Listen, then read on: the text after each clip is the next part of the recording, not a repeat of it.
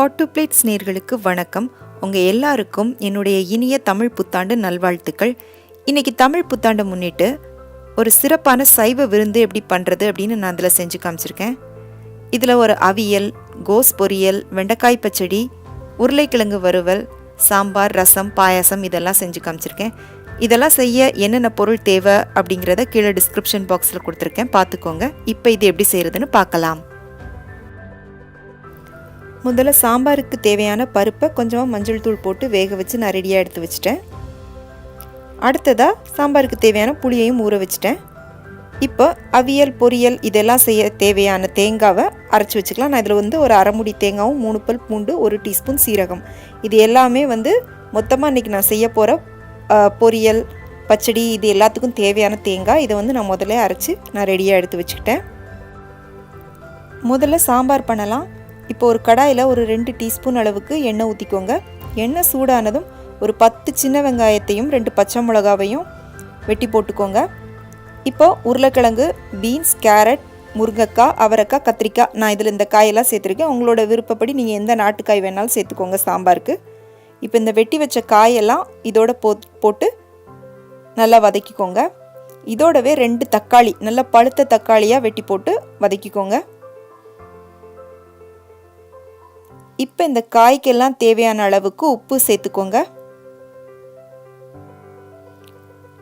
அடுத்ததாக சாம்பார் தூள், இது நீங்கள் வீட்டில் செஞ்சதாக இருந்தாலும் சரி, இல்லை கடையில் வாங்கினதாக இருந்தாலும் சரி, அது உங்களுடைய விருப்பம். 2 டீஸ்பூன் சேர்த்துக்கோங்க. சேர்த்துட்டு புளி தண்ணி, நம்ம ஊற வச்ச புளி இருக்கு இல்லையா, அதை கரைச்சி அந்த தண்ணியையும் இதோட சேர்த்து இந்த காயெல்லாம் வேகிற அளவுக்கு எக்ஸ்ட்ரா கொஞ்சம் தண்ணி சேர்த்து மூடி போட்டு நல்லா வேக விட்டுக்கோங்க. இப்போ காயெல்லாம் நல்லா வெந்துருச்சு. நம்ம வேக வச்ச பருப்பையும் இதோட சேர்த்து நல்லா கொதிக்க விட்டுக்கோங்க.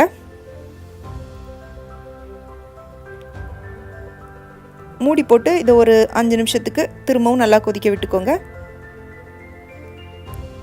இப்போ கடைசியாக உப்பு காரம் எல்லாம் கரெக்டாக இருக்கான்னு செக் பண்ணி பார்த்துட்டு இதில் தாளித்து கொட்டிக்கலாம்.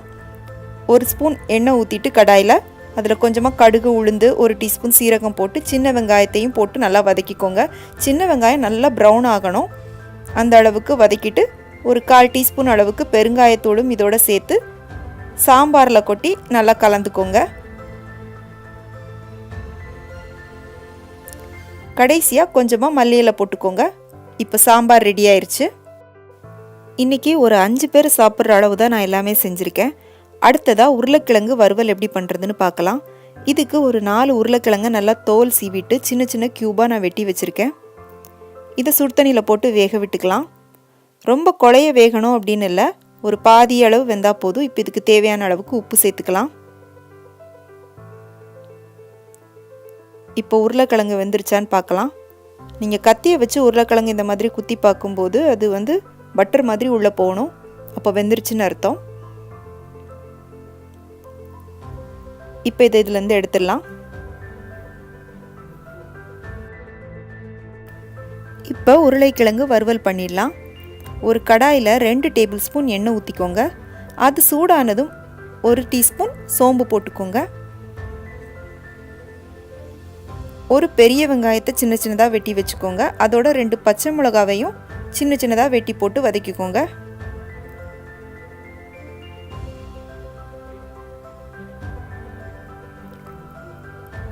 இதில் நான் ஒரு 4-5 பல் பூண்டை சின்ன சின்னதாக வெட்டி வச்சுருக்கேன், அதையும் இதோட சேர்த்து வதக்கிக்கலாம். இப்போ வெங்காயம், பூண்டு, பச்சை மிளகாய் எல்லாம் நல்லா வதங்கிருச்சு. இதில் நான் 1 டீஸ்பூன் மிளகாய் தூள் எடுத்திருக்கேன், 1/2 டீஸ்பூன் மல்லித்தூள், 1/4 டீஸ்பூன் மஞ்சள் தூள், இதையும் இதோட சேர்த்து வதக்கிக்கலாம். இப்போ ஒரு 1/4 டீஸ்பூன் பெருங்காயத்தூள் சேர்த்துக்கோங்க. இப்போ இந்த மசாலாவோட பச்சை வாசனை போகிற அளவுக்கு மட்டும் நல்லா வதக்கிக்கோங்க. அடுப்பை லோ ஃப்ளேமில் வச்சுக்கோங்க, ஏன்னா மசாலா போட்டதுக்கப்புறம் ஹை ஃப்ளேமில் வச்சா கரிஞ்சிடும். இதில் நான் 1 டேபிள் ஸ்பூன் கடலை மாவு சேர்த்துருக்கேன். இந்த கடலை மாவோட பச்சை வாசனை போகணும், அது வரைக்கும் நல்லா ஃப்ரை பண்ணிக்கோங்க. அடுத்ததாக நம்ம வேக வச்ச உருளைக்கிழங்கையும் இதில் போட்டு நல்லா இது ரோஸ்ட் ஆகணும். இந்த மசாலா எல்லாமே உருளைக்கிழங்குல நல்லா கோட் ஆகணும், அந்த அளவுக்கு நல்லா ஃப்ரை பண்ணிக்கோங்க. இதில் வந்து 1 டீஸ்பூன் அளவுக்கு நான் எலுமிச்சை பழச்சாறு சேர்த்துருக்கேன். இது வந்து ஆப்ஷனல் தான். உங்களுக்கு புளிப்பு டேஸ்ட் பிடிக்குன்னா சேர்த்துக்கோங்க, இல்லைன்னா சேர்க்க தேவையில்லை. கடைசியாக கொஞ்சமாக மல்லித்தழை தூவிக்கோங்க. நம்மளுடைய உருளைக்கிழங்கு வறுவல் தயாராகிடுச்சு. அடுத்ததாக அவியல் எப்படி பண்ணுறதுன்னு பார்க்கலாம். கேரளா முறைப்படி வந்து ஒரு சூப்பரான அவியல் எப்படி பண்ணுறது அப்படின்னு நான் டீட்டெயில்டான வீடியோ நம்மளோட சேனலில் ஏற்கனவே அப்லோட் பண்ணியிருக்கேன். டிஸ்கிரிப்ஷன் பாக்ஸில் நான் கீழே லிங்க் கொடுக்குறேன், பார்த்துக்கோங்க. இப்போ இதில் வந்து நான் உருளைக்கிழங்கு, சேனக்கிழங்கு, கேரட், அவரைக்காய், பீன்ஸ், கத்திரிக்காய் இந்த காயெல்லாம் சேர்த்துருக்கேன். இதோட கொஞ்சமாக இஞ்சி வெட்டி போட்டிருக்கேன். தேவையான அளவுக்கு உப்பும் மஞ்சள் தூளும் போட்டு இதெல்லாம் மூழ்கிற அளவுக்கு தண்ணி சேர்த்து வேக விட்டுக்கிட்டேன். காய் வந்து ஒரு 3/4 பாகம் வெந்தால் போதும், அதிகமாக வேகணும்னு தேவையில்லை. இதெல்லாம் நல்லா வெந்ததுக்கப்புறமா ஒரு 2 டேபிள் ஸ்பூன் தேங்காய் எடுத்து போட்டிருக்கேன். இப்போ இதில் ஒரு 3 டேபிள் ஸ்பூன் தயிர் சேர்த்துக்கோங்க. தயிர் சேர்த்து நல்லா கலந்துக்கோங்க. தயிர் சேர்த்துட்டு நீங்கள் வந்து தாளிக்கணும்னா தாளிக்கலாம், இல்லை அப்படியே பரிமாறுறதா இருந்தால் கூட பரிமாறிக்கலாம், அது உங்களுடைய விருப்பம் தான். இப்போ நம்மளோட அவியல் தயாராகிடுச்சு. அடுத்ததான் வெண்டைக்காய் பச்சடி பண்ணுறதுக்கு தேவையான வெண்டைக்காவை நல்லா கழுவிட்டு அதை எண்ணெயில் போட்டு அதோட வளவளப்பு தன்மைலாம் போகணும், அதனால் அதை கொஞ்சம் நேரம் வதக்கிக்கோங்க. இப்போ இது ரெடி ஆயிடுச்சு. இதை தனியாக எடுத்து வச்சுட்டு அதே கடாயில் 1 டேபிள் ஸ்பூன் எண்ணெய் சேர்த்துட்டு 1 டீஸ்பூன் கடுகும் உளுந்தும் சேர்த்துக்கோங்க. அடுத்ததாக ஒரு 10 சின்ன வெங்காயத்தை நல்லா சின்ன சின்னதாக வெட்டி போட்டுக்கோங்க. அதோட ஒரு பச்சை மிளகாவையும் வெட்டி போட்டு வதக்கிக்கோங்க. கொஞ்சமாக கருவேப்பிலை சேர்த்துக்கோங்க. வெங்காயம், பச்சை மிளகாய், கருவேப்பிலை எல்லாம் நல்லா வதங்கினதுக்கப்புறமா ஒரு 2 பழுத்த தக்காளியை நல்லா சின்ன சின்னதாக வெட்டி அதையும் போட்டு வதக்கிக்கோங்க. தக்காளி நல்லா வதங்கினதுக்கப்புறமா நம்ம ஏற்கனவே வதக்கி வச்ச வெண்டைக்காயையும் இதோட சேர்த்து வதக்கிக்கோங்க. இப்போ இதுக்கு தேவையான மசாலாக்கள் சேர்த்துக்கலாம். நான் வந்து இதில் ஒரு 1/2 டீஸ்பூன் மல்லித்தூள், 1 டீஸ்பூன் மிளகாய்த்தூள், 1/4 டீஸ்பூன் மஞ்சள் தூள், 1/4 டீஸ்பூன் சீரகத்தூள் சேர்த்துருக்கேன். இப்போ இதோட பச்சை வாசனைலாம் நல்லா போகிற அளவுக்கு வதங்கினதுக்கப்புறமா புளி கரைச்ச தண்ணி கொஞ்சமாக ஊற்றிக்கோங்க. இப்போ இதுக்கு தேவையான அளவுக்கு உப்பு சேர்த்துக்கோங்க. இப்போ இது எல்லாத்தையுமே நல்லா கலந்துக்கோங்க. கலந்து இதை கொஞ்ச நேரம் நல்லா வேக விட்டுக்கோங்க. வெந்ததுக்கப்புறமா ஒரு 2 டேபிள் ஸ்பூன் தோரம்பருப்பு நான் சேர்த்துருக்கேன். இது வந்து நல்லா டேஸ்ட்டாக இருக்கும் இது சேர்த்திங்கன்னா. கடைசியாக நாம் அரைச்சி வச்ச தேங்காயிலேருந்து ஒரு 2 டேபிள் ஸ்பூன் எடுத்து போட்டுக்கோங்க. இப்போ நம்மளோட சூப்பரான டேஸ்ட்டான வெண்டைக்காய் பச்சடி தயாராகிடுச்சு. அடுத்ததாக முட்டைகோஸ் பொரியல் எப்படி பண்ணுறதுன்னு பார்க்கலாம். அதுக்கு ஒரு 200 கிராம் முட்டைகோஸ் எடுத்து நல்லா மெல்லிஸாக வெட்டி வச்சுக்கோங்க. அதோட ஒரு கேரட்டையும் துருவி வச்சுக்கோங்க. உங்களுக்கு தேவைன்னா நீங்கள் பீன்ஸ் கூட போட்டுக்கலாம். தாளிக்கிறதுக்காக ஒரு பெரிய வெங்காயம், 2 பச்சை மிளகாய், கடுகு, உளுந்து, ஜீரகம் எடுத்து வச்சுருக்கேன். ஒரு 3 டேபிள் ஸ்பூன் பாசி பருப்பை கொஞ்சமாக தண்ணி ஊற்றி வேக விட்டுக்கோங்க. இது ஒரு 1/4 பாகம் வெந்ததும் நம்ம வெட்டி வச்ச கோஸையும் கேரட்டையும் இதில் போட்டு வேக விட்டுக்கலாம். ஒரு சிலர் முட்டைக்கோஸை நல்லா வேக விட்டுட்டு அந்த தண்ணியை வடிச்சிட்டு பண்ணுவாங்க, நான் அந்த மாதிரி பண்ண மாட்டேன். இப்போ இதுக்கு தேவையான அளவுக்கு உப்பு சேர்த்துட்டு மூடி போட்டு வேக விட்டுக்கலாம்.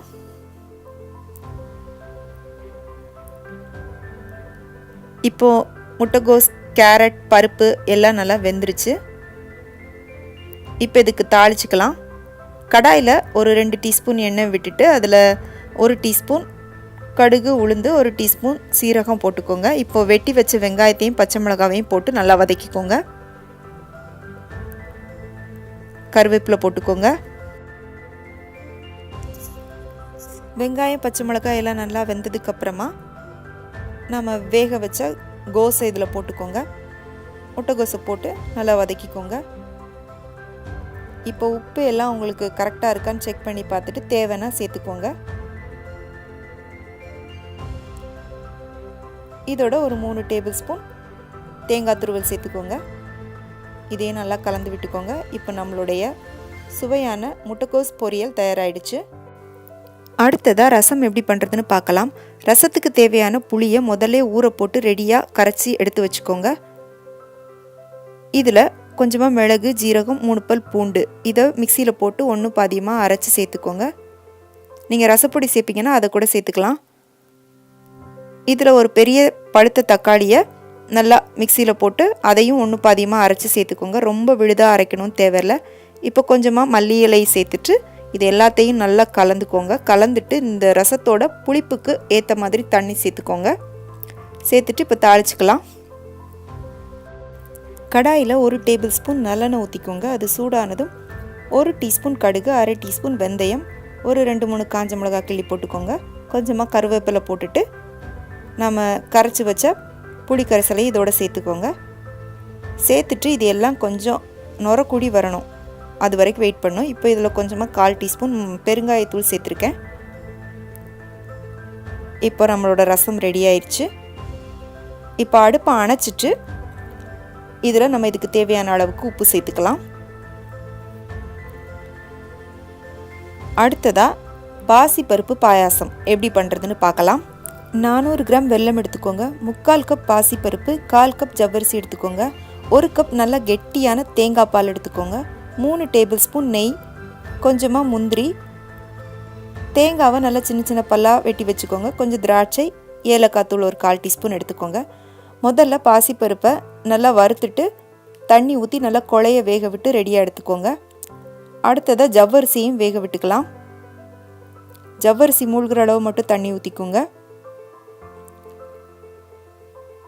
இந்த ஜவ்வரிசியோட வெள்ளை கலர் மாறி நல்லா டிரான்ஸ்பரண்ட்டாக வரணும்.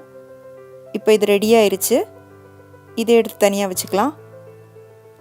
அடுத்ததாக 3 டேபிள் ஸ்பூன் நெய் ஊற்றிட்டு அதில் கொஞ்சம் முந்திரியும் பல்லாக நறுக்குன தேங்காவையும் போட்டு வறுத்துக்கோங்க. தேங்காய் முந்திரி வறுப்பட்டதுக்கு அப்புறமா திராட்சை சேர்த்துக்கோங்க.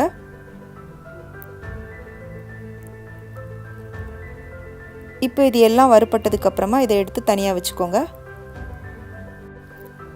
வெல்லத்தை பாத்திரத்தில் போட்டுட்டு அது மூழ்கிற அளவு மட்டும் தண்ணி ஊற்றிக்கோங்க.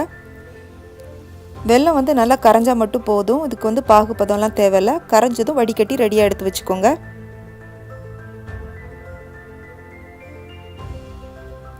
இப்போ இது எல்லாத்தையும் இந்த பருப்போடு ஒன்றா சேர்த்துக்கலாம். முதல்ல ஜவ்வரிசி போட்டுக்கோங்க. ஜவ்வரிசியை போட்டுட்டு நல்லா கலந்து விட்டுக்கோங்க. அடுத்ததாக வடிகட்டி ரெடியாக வச்சுருக்கிற வெள்ளை கரைசலையும் சேர்த்து நல்லா கலந்துக்கோங்க. நல்லா கட்டி எதுவும் இல்லாமல் கலந்துக்கோங்க. இப்போ இதை ஒரு 3 நிமிஷம் நல்லா கொதிக்க விட்டுட்டு ஒரு 1/2 டீஸ்பூன் அளவுக்கு ஏலக்காய் தூள் சேர்த்துக்கோங்க.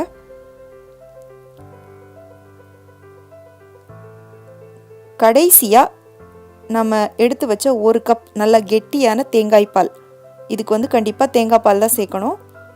தேங்காய் பால் சேர்த்துட்டு 1 நிமிஷம் மட்டும் அடுப்பில் வச்சுட்டு இறக்கிடுங்க. நம்மளோட சூப்பரான பாயசம் ரெடி ஆயிடுச்சு.